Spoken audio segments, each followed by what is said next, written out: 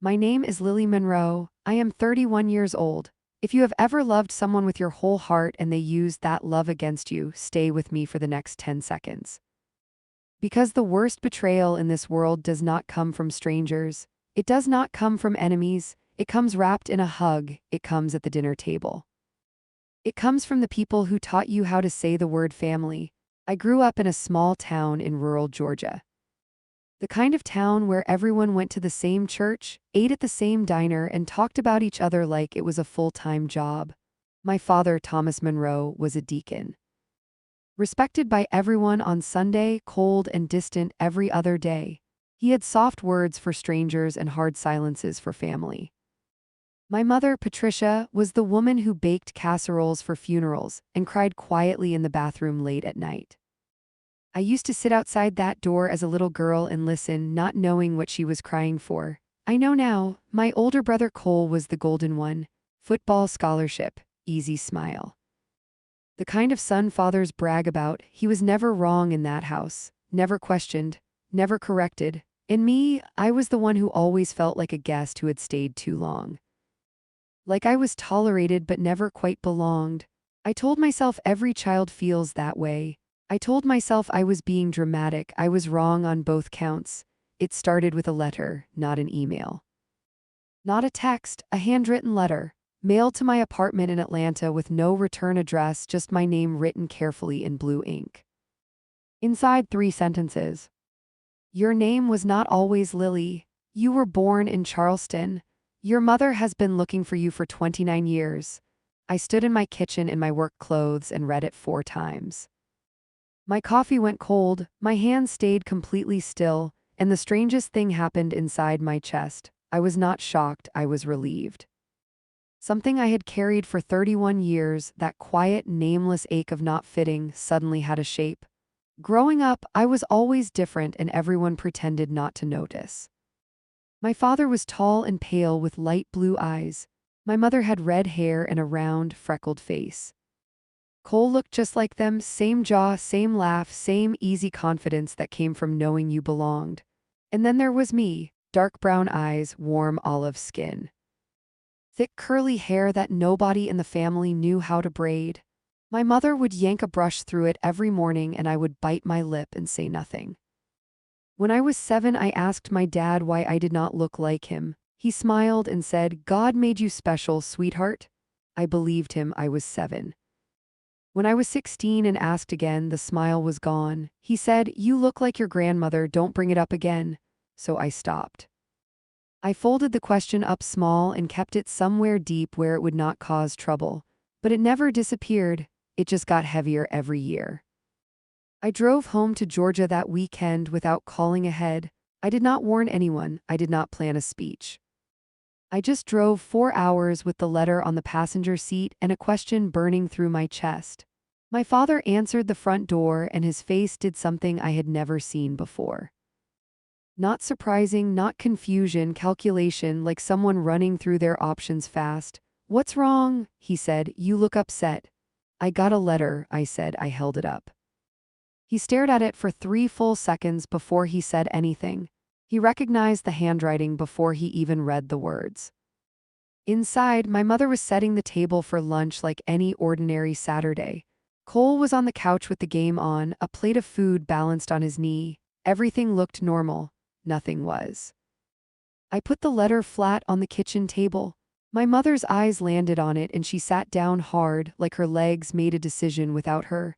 Her hands went into her lap and stayed there. "Who sent this?" I asked. Nobody answered. That silence was the loudest thing I had heard in 31 years. Cole slowly turned off the TV. He set his plate down. He looked at our parents. Not at me, at them, like he was waiting to take a cue. My brother already knew, he had known for years. My father sat across from me at the table. He folded his hands the way he did before church announcements. Controlled, rehearsed. "We adopted you," he said. "We thought it was the right thing to do. We gave you a good home and a good life. We loved you." 3 sentences, 31 years of secrets, 3 sentences. "Who is my birth mother?" I asked. My mother started crying then, not the quiet kind. The kind that sounds like it has been locked up for decades and finally broke the door down. Her name is Diana Calloway, my father said quietly. She was very young, she could not keep you. Did she want to? Silence. Did she want to keep me? My mother whispered yes. The adoption was not Diana's choice. It was her parents who arranged it while she was still in a hospital bed. I turned to my brother. How long have you known Cole? He looked at the floor. He could not look at my face. Since I was 18, he said quietly, 13 years. He had known for 13 years. He sat at every birthday, every Christmas morning, every Sunday dinner, and he smiled at me like a brother and said nothing. I wanted to tell you, he said.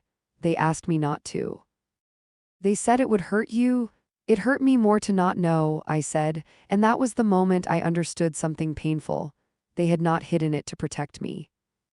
They had hidden it to protect themselves. I stood up. My voice was steady. I still do not know how.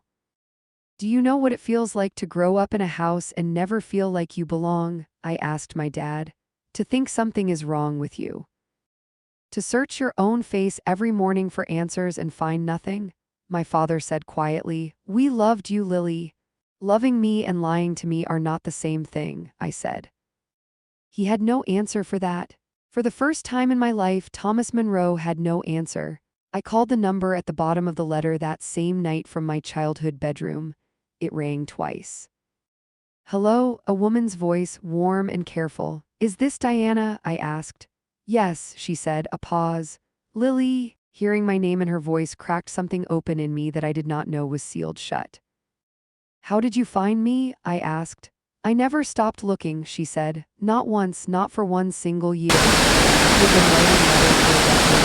This was the first time I ever knew. She told me everything that night. Her voice was soft and her words were soft. She was 22, single, alone, scared. Her parents had arranged the adoption without her children. She had signed paperwork while she was still recovering, still exhausted, still believing they would help me. She said she held me for 4 hours before we could leave. She said she kissed my forehead and memorized my face and whispered a name into my ear. I named you Rose, she said. Before they changed it, your name was Rose.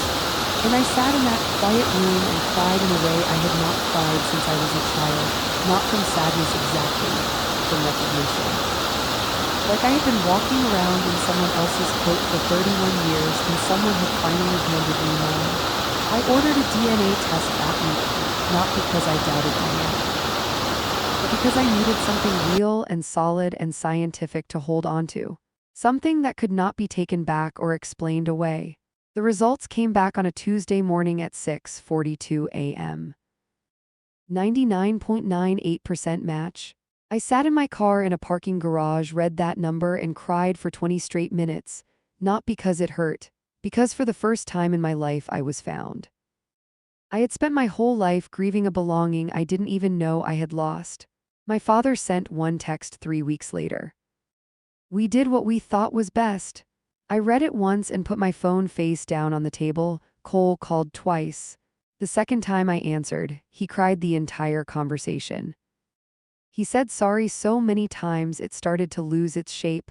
I am not sure I have fully forgiven him yet, but I am working on it. My mother sent a card in the mail. Inside, no long explanation.